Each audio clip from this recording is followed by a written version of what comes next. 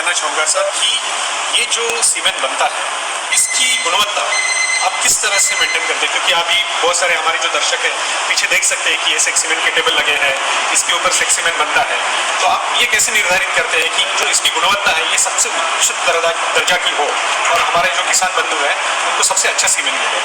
नहीं, ये बहुत अच्छा आपने प्रश्न पूछा। देखिए, इसमें जो हमारा जो क्वालिटी कंट्रोल स्टैंडर्ड है वो बिल्कुल वही है जो दुनिया के किसी भी देश में जहां पर हमारी ये प्रयोगशाला है उसमें स्थापित किया जा रहा है। तो भारत में और बाहर के किसी भी देश में कोई भी अंतर नहीं है, बिल्कुल एग्जैक्टली वही पैरामीटर इसमें स्टैब्लिश किया जा रहा है। किसी भी बुल से जो भी सीमन एक दिन में बनता है उसको हम एक पर्टिकुलर बैच नंबर अलॉट करते हैं जो भारत सरकार के मानकों के हिसाब से है, और हर एक बैच का जो टेस्टिंग है वो 3 पैरामीटर्स पे निश्चित रूप से किया जाता है।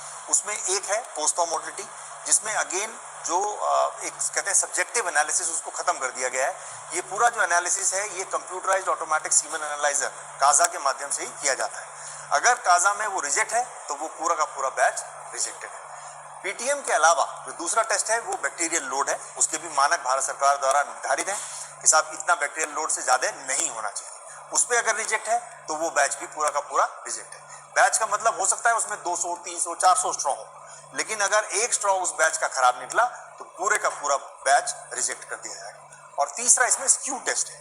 स्क्यू टेस्ट मतलब वो टेस्ट जो ये बताता है कि जो हमने कहा है कि साहब 90% फीमेल सेल ही इसमें है, तो वास्तव में 90 या उससे ज्यादा है या उससे कम है। तो हम इसकी पहले टेस्ट करते हैं, हर एक बैच के बाद ही ये जाता है, फील्ड जाता है। और अगर आपके पास कोई ऐसी बैच हो जाए जिसमें ये आपका जो मानक है इसको नहीं पास करते तो क्या होता है? तो ये रिजेक्ट कर दिया जाता है, और ये रिजेक्ट करने का जो अधिकार है वो क्वालिटी कंट्रोल ऑफिसर को है। तो लैब में एक लैब मैनेजर है जो कि स्ट्रॉ को बनाते हैं, उनका एक्सेप्ट और रिजेक्ट करने का अधिकार नहीं है, क्योंकि उन्होंने बनाया है प्रोडक्ट तो वो बायस्ड हो सकते हैं।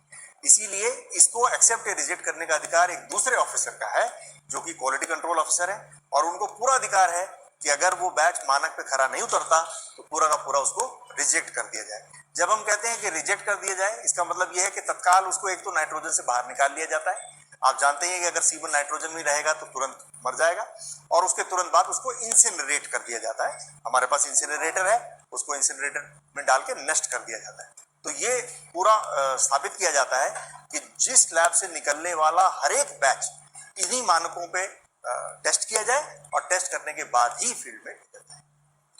So thank you very much sir, आप दोनों को हमारे साथ जुड़ने के लिए और हमारे किसान भाइयों को ये एक बहुत ही इंपॉर्टेंट इंफॉर्मेशन शेयर करने के लिए आप दोनों का धन्यवाद। धन्यवाद।